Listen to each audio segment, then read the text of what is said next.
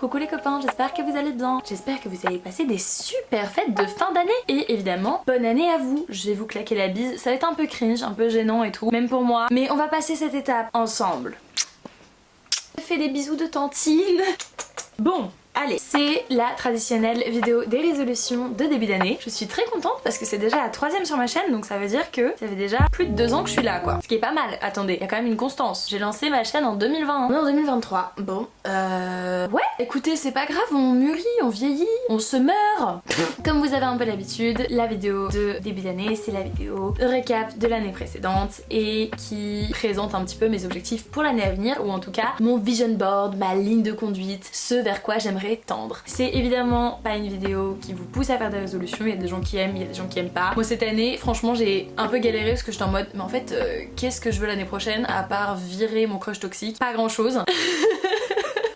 Donc on va faire le petit récap de l'année qui vient de se passer, qui était quand même une chic année. Il s'est passé plein de choses. J'adore ces formats de vidéos parce que ça me permet un peu de faire le bilan, et quand je regarde mes précédentes vidéos ça me permet de me rendre compte des avancées, parce que du coup quand je me suis lancée sur YouTube j'étais encore étudiante, j'étais encore en master et tout, j'étais encore dans mon avant dernière relation. Ça me passe des choses. Donc voilà, je suis très contente que ce format perdure. J'espère que ça vous plaît tout autant, que ça va peut-être vous inspirer pour vos objectifs également, si vous vous en donnez. Si vous ne vous en donnez pas, aucune pression. Ça sert à rien de se fixer des objectifs inatteignables ou de se fixer des objectifs si on ne compte de toute façon pas les tenir. Je comprends que autour du nouvel an, il y a toujours une sorte de pression en mode c'est quoi ta nouvelle résolution? Toi tu vas aller faire du sport 4 fois par semaine?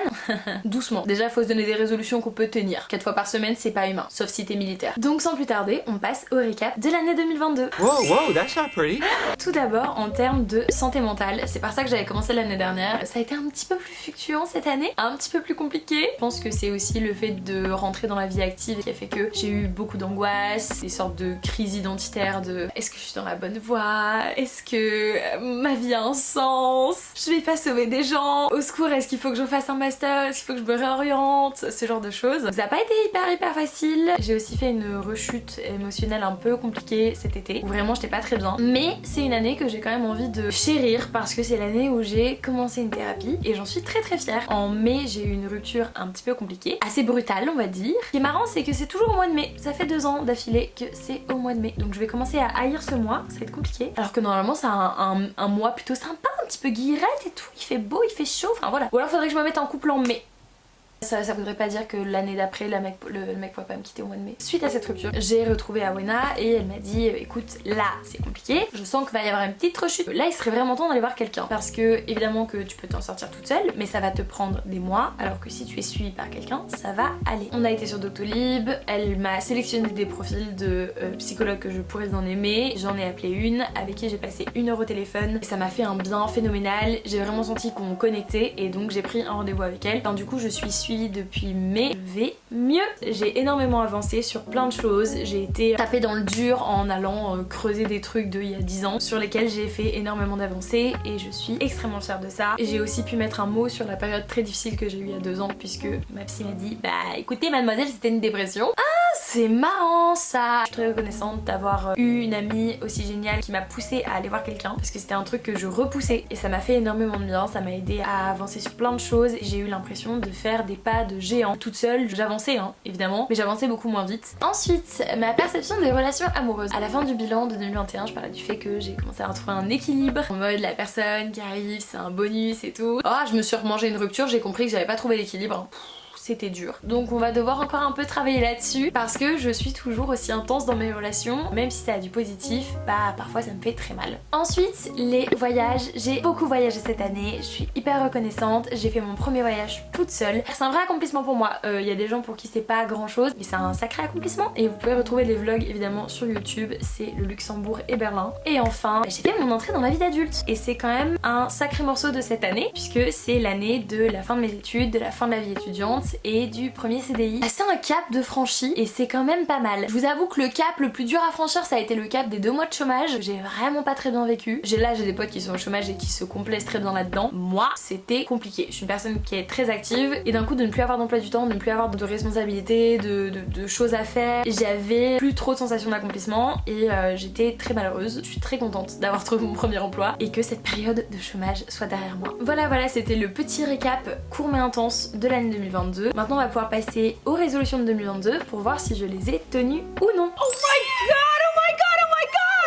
Unbelievable! La première résolution que j'avais faite, c'était d'oser suivre mes envies, d'arrêter de tout intellectualiser et tout réfléchir des mois ou des années à l'avance. J'ai envie de me faire les cheveux roses depuis janvier 2021, je l'ai fait en janvier 2022. Finalement je l'ai fait, mais ça a quand même mis un an. Pareil, j'avais des idées de tatouages qui étaient dans mes notes depuis des années, et en fait je voulais absolument que ce soit dans un certain ordre, je voulais absolument que ce soit par tel ou tel tatoueur. Puis en fait finalement je me suis dit mais si elles restent dans les notes comme ça, je les aurais peut-être pas sur mon corps avant de mourir, ça m'embêterait. Et maintenant j'ai deux nouveaux tatouages, un que j'ai fait à Paris, et il y a un vlog là-dessus d'ailleurs que vous pouvez retrouver juste ici. Le second que j'ai fait à Berlin, que vous pouvez voir aussi dans le vlog de Berlin. Donc je suis très contente. J'ai aussi fait un piercing, un deuxième trou d'oreille, mais c'était un truc sur lequel je procrastinais, ça faisait hyper longtemps que je voulais un deuxième trou d'oreille. Peut-être qu'il était temps de le faire. Pareil, là j'aimerais bien me faire des piercings sur les oreilles, pourquoi pas un piercing sur le nez. Mes parents dans cette vidéo qui sont en mode Marine, ça va être compliqué de trouver un travail. Mes amis sur cette vidéo qui sont en mode Marine, pas de piercing sur le nez. J'y réfléchis, je l'intellectualise. Et le dernier changement, évidemment le plus récent, c'était le roux que j'ai fait en octobre, que là j'ai refait. Il est un peu plus frais que sur les précédentes vidéos. Il est un peu mimi là, ça se voit qu'il est tout neuf. Je pense qu'on peut dire que cette résolution est check. Je m'écoute beaucoup plus qu'avant et j'ai un peu moins peur de tenter. Bon après, voilà, le roux, je l'avais en tête depuis avril-mai. Je l'ai fait en octobre parce qu'il y a des choses, c'est des changements et on sait que les changements, bah parfois ça ne plaît pas. En mode si le roux ça me plaît pas, pour repasser d'un roux à un blond, c'est un peu complicado. Donc ça m'embêterait, on va pas se mentir. Bon, je suis contente parce que tout est bien qui finit bien, j'adore le haut. Seconde résolution, c'était d'être indépendante financièrement. Well, we can say check. J'ai signé mon premier CDI, bon je suis encore en période d'essai, je touche du singe, que tout se passe bien. J'ai tapé fort. Très contente d'être indépendante financièrement, j'ai reçu mes premiers salaires, mes loyers, mes factures, ma vie. C'est aussi pour ça que la troisième résolution n'a pas été tenue, ma résolution de déménager. Parce que là on est quand même sur 650 € de loyer pour les 13 mètres carrés. Est-ce que j'ai vraiment envie de mettre plus de la moitié de mon salaire dans un loyer? Ça m'embêterait vraiment. Donc pour l'instant, je vais rester là un petit moment. J'ai redécoré un petit peu et donc je me sens très bien ici, donc il n'y a pas trop de raison que je m'en aille. La troisième résolution n'a pas été tenue, mais c'était une volonté de ma part, c'est-à-dire que j'ai cherché des apparts et finalement je me suis dit j'ai pas envie de mettre une telle somme dans des loyers, je préfère vivre dans plus petit. J'ai quand même un mode de vie qui fait que je suis un peu souvent en vadrouille, souvent chez mes copains ou alors je rentre plusieurs fois par mois chez mes parents, donc en vrai ça va, je souffre pas trop de mon appart quoi. Un jour j'aimerais bien avoir un lit, mais je pense que je vais investir dans un bon surmatelas. J'ai réfléchi, quand j'intellectualise un truc ça met 6 mois, donc pour l'instant on va pas trop y avoir de changement. Ensuite la quatrième résolution c'était de voyager dans au moins 3 pays et ça c'est giga check puisque j'ai découvert la Slovaquie, la Hongrie, l'Autriche, le Luxembourg, et d'ailleurs j'ai même tenu la résolution que j'avais faite pour l'année 2021 qui était de voyager seule, une année qui a été productive en termes de voyage. J'ai eu la sensation de cavaler un petit peu, et enfin la dernière résolution c'était d'apprendre à cuisiner et de m'ouvrir à des nouvelles saveurs.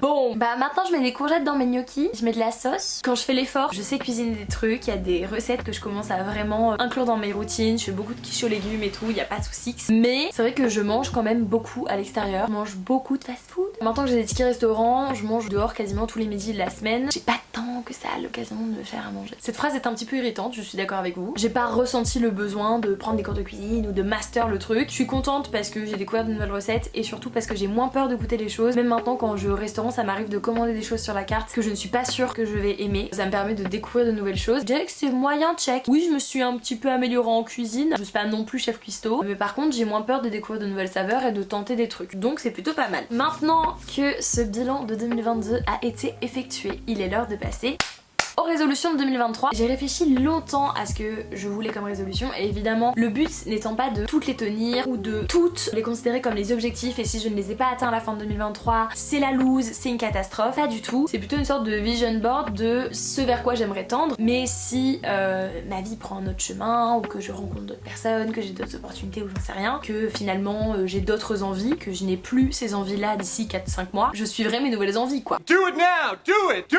it! Do it now! La première résolution dans ma liste de résolutions, c'est d'essayer d'être moins casanière. C'est dans mon tempérament, j'aime beaucoup être chez moi, j'aime beaucoup être dans mon cocon. Quand je suis chez mes parents, je suis toujours dans ma chambre. Quand je suis ici, je suis toujours assise par terre sur mon téléphone en général. Mais ça, on y reviendra. Mais du coup, c'est vrai que j'aime beaucoup être chez moi. Ça me permet de me ressourcer de tout ce qui se passe à l'extérieur de mon domicile. Mais le problème, c'est que j'aime tellement être chez moi que parfois, je dis non à des sorties, je dis non à des restos, je dis non à des ciné, je dis non à plein de choses. J'aime beaucoup ce temps-là. Je considère que j'en ai besoin, mais que j'abuse peut-être un peu du non. C'est-à-dire qu'il y a une période de ma vie où je ne savais pas dire non et je sortais tout le temps, et même quand j'étais rincée, je sortais tout le temps parce que je voulais être là pour les gens, je voulais vivre des aventures, j'étais en mode ah, mais si je vis rien, ma vie elle sera passée, j'aurais rien vécu. Et puis je me suis calmée et je suis peut-être allée un peu trop dans l'autre penchant. C'est comme un enfant à qui tu apprends à dire non. Ensuite il va dire non à tout. Il va dire non parce qu'il sait prononcer le mot non. Et bah j'ai peut-être un petit peu abusé de ça. Et même si je suis quand même quelqu'un qui dit beaucoup oui et tout, attention, c'est pas du tout un truc en mode je dis non à toutes les sorties, je sors jamais de chez moi, je vis recluse et tout. Mais c'est juste que j'ai remarqué que j'ai tendance, surtout quand je vais pas très bien, à vraiment me refermer sur moi, à de moins en moins aller demander l'aide de mes proches et de moins en moins sortir quand je suis dans une période qui est pas ouf. Parce que comme j'ai eu pas mal de périodes pas ouf cette année, bah il y a pas mal de sorties que j'ai ratées, pas mal de souvenirs que j'aurais pu créer et qui m'auraient fait du bien je pense, à côté desquels je suis passée, et je pense que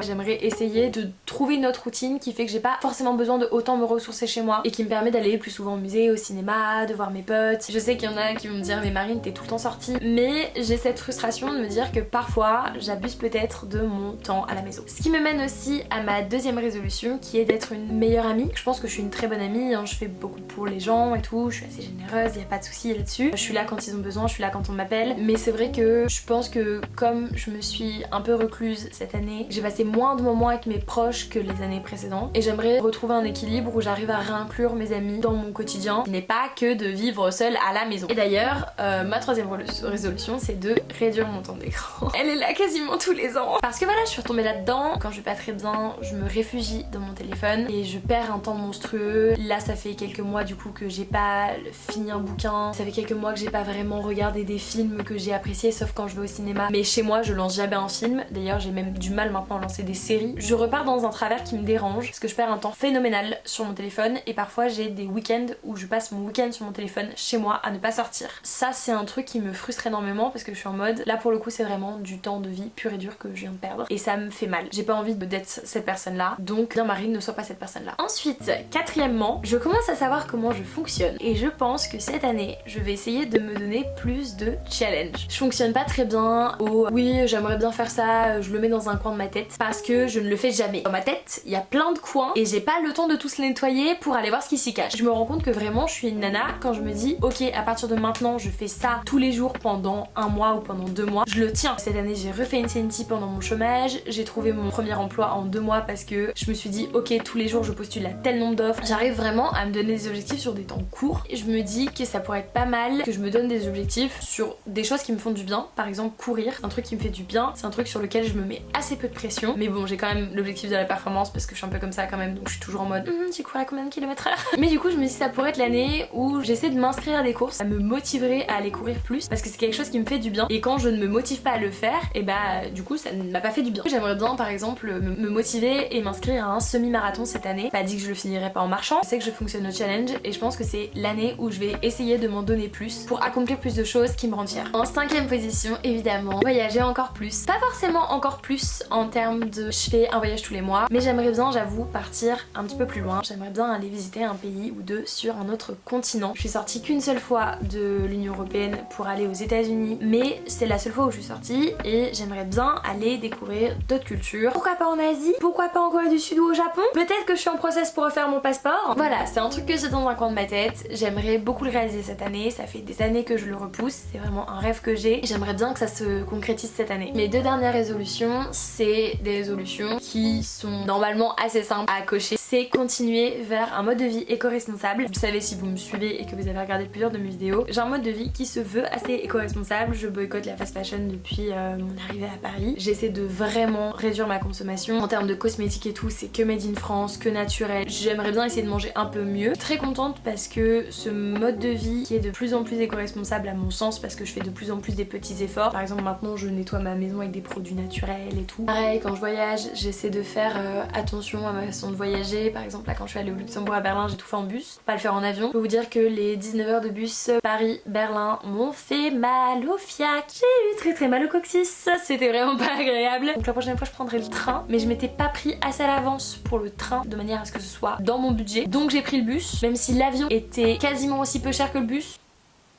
Le train étant le plus cher, j'étais en mode mais oui, mais après comment vous voulez que les gens ils abusent pas du kérosène? Donc voilà, je comprends. Là si j'ai envie de voyager loin, évidemment que je vais devoir prendre l'avion, mais c'est des choses qui se pensent. Évidemment si j'y vais pas pour 3 jours, je vais pas taper une pollution extrême pour ne pas rester au moins 2 semaines sur place. C'est une façon de réfléchir. J'ai pas envie de me priver de tout, mais j'ai envie de faire au mieux pour être en accord avec mes valeurs. Je me rends compte aussi que j'inspire certaines personnes, que j'éduque certaines personnes sur certains sujets. J'ai des copines par exemple qui font de plus en plus attention à leur façon de consommer et c'est gratifiant de se rendre compte que on arrive à faire prendre conscience à ses proches que la planète va pas très bien. Par exemple là pour Noël, ma soeur m'a acheté un manteau et elle l'a acheté sur Vinted parce qu'elle sait que je ne consomme pas de vêtements qui ne viennent pas de seconde main ou de marque éthique. Ça m'a vraiment fait chaud au cœur même si le manteau est un petit peu trop long pour moi et elle commande de plus en plus sur Vinted alors que c'est une grande surconsommatrice de vêtements. Moi si j'ai un mode de vie éco-responsable c'est juste pour compenser celui de ma soeur. J'ai aussi beaucoup de copines qui vont de plus en plus en fripe, qui repensent un peu leurs achats et enfin continuer à écouter mes envies, que ce soit des envies de couleur de cheveux, de tatouage, de piercing, de nouvelles activités, de nouveaux voyages, etc. J'ai envie de m'écouter encore plus, de vivre encore plus de choses, de continuer à me mettre dans des bourbiers parce que voilà, parfois on se met dans des bourbiers, on sait que c'est des bourbiers mais on a envie de vivre l'aventure quand même. Je suis très contente de cette année, je suis très contente de tout ce que j'ai accompli. J'espère que 2023 sera une année aussi riche, aussi intéressante, où je vivrai encore plus d'aventures. J'aimerais bien un jour aller vivre à l'étranger, tout ça c'est des choses que je réfléchis et on verra où 2023 m'emmènera. J'espère que ça m'emmènera dans un endroit très sympa. Je vivrai encore plein d'aventures très chouettes et que vous les vivrez avec moi. 2022 a été l'année où j'ai cassé le rythme des vidéos sur YouTube, ce qui est pas quelque chose qui me rend très fière parce que c'était quelque chose dans lequel je m'épanouissais beaucoup. De faire les montages, de vivre dans cette sorte de suractivité parce qu'en vrai ça me prenait 15 heures par semaine en plus de mon alternance, en plus de mes cours, en plus de mes potes. Donc en vrai c'est très chronophage et c'est très prenant, mais j'aimerais bien continuer à essayer d'être un petit peu plus régulière parce que mine de rien je m'épanouis à faire plein de formats ici. J'aimerais bien aussi retrouver la légitimité de m'exprimer sur des formats qui me touchent. Ça fait longtemps qu'on n'a pas parlé d'écologie, ça fait longtemps qu'on n'a pas parlé de beaucoup de choses en fait finalement. Je me suis un peu réfugiée dans des formats plus simples comme les bilans culturels qui sont juste moi qui vous dis ce que j'ai consommé dernièrement. Ça fait longtemps que j'ai pas fait de formats créatifs comme les lookbooks etc.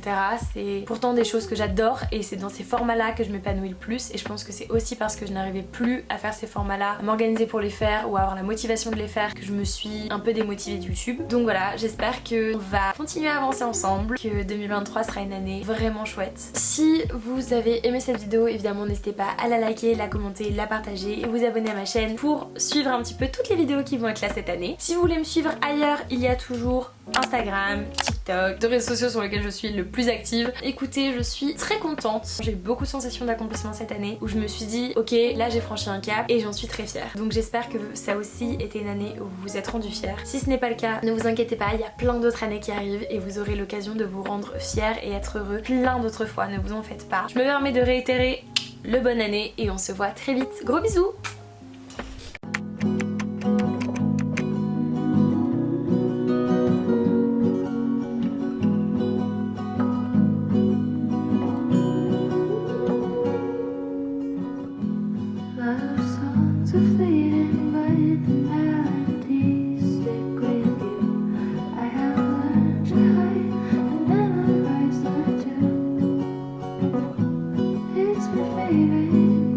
Singing